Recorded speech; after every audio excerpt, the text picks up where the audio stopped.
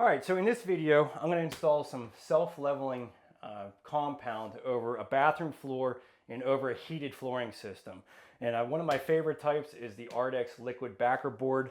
You always have to have a primer that is associated with it, so make sure you're priming your floor before you're installing the leveler. But I'm going to give you a bunch of tips on how to install this, and it's really going to give you a nice flat surface for your tile or whatever flooring surfaces you're going to be putting over top of it. So the first tip I have, it's a really simple one, but 50-pound bags of anything, thin set, floor leveler, you name it, doesn't really mix well in a 5-gallon bucket. So basically all I did was cut off the top of another bucket, and now I have a much taller bucket. I'm not going to get any overflow on it because it's really important to mix this to the right water ratio. So, you really want to mix the full bag completely with the right amount of water. When you're doing floor leveler, you want to obviously keep it from going underneath the wall and down into your space below, but also you want to have a perimeter gap all the way around it. So you need to allow for expansion and contraction of the floor leveler itself. Typically, you just need about 1/8 of an inch.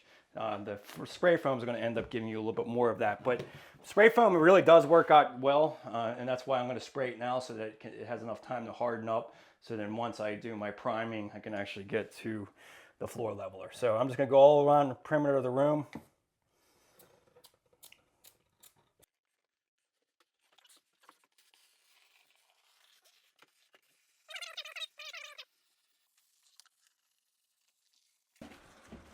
Okay, then we're going to go straight across this doorway because we don't want it going out into our carpet area.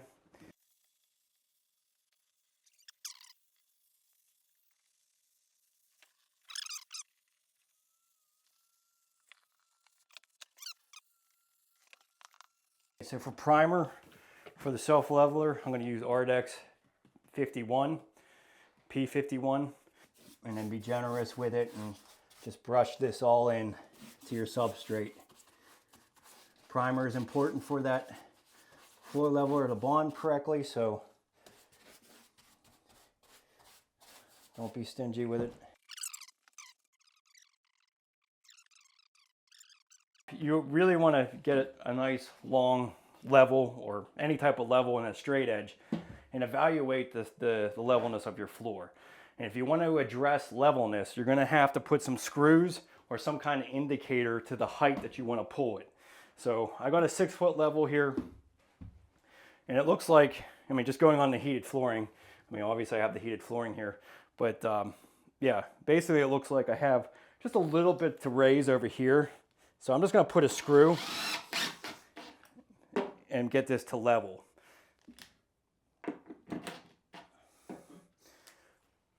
So this is basically, so if you didn't have heated flooring, you would just want to put another indicator over here.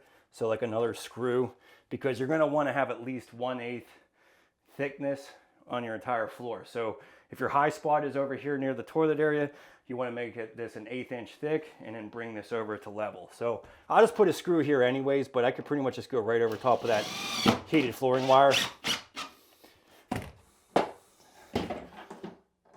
So then that'll basically be the marker. I'll fill that floor leveler up to that screw height and make sure that it's level. Same thing here. Let's go crossways this way.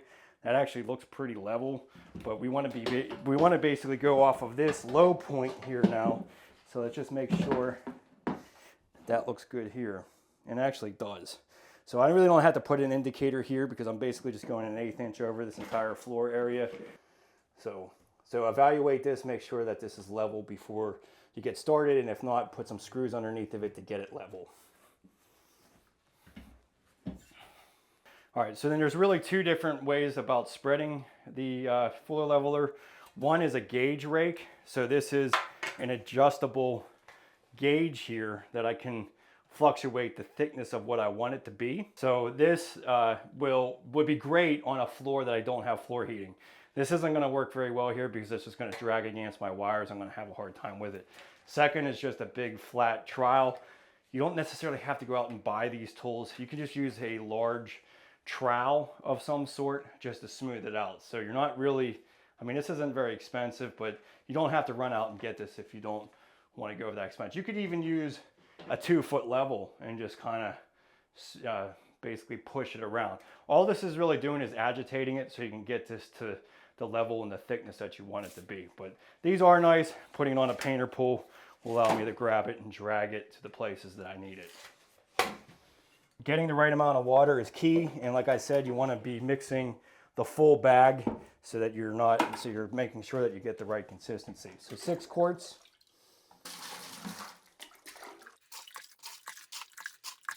Okay, so that's 6.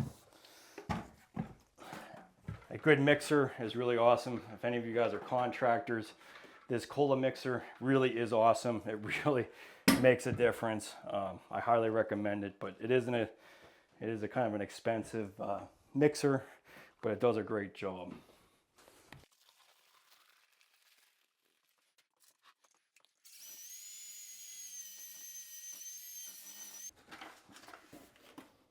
So this is a nice smooth consistency here.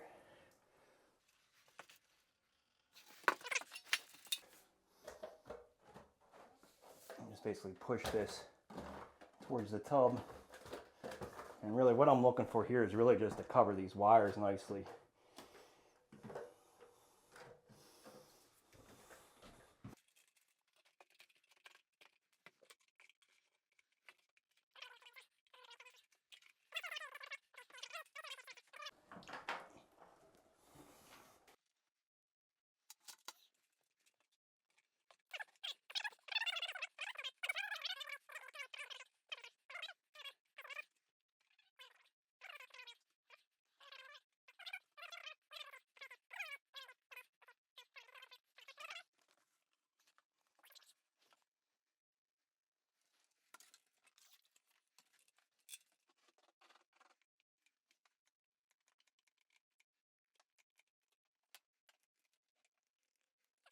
More over here, so it's probably about 3/8 of an inch thick over here, because there's my screw right here, so that's my indicator of level.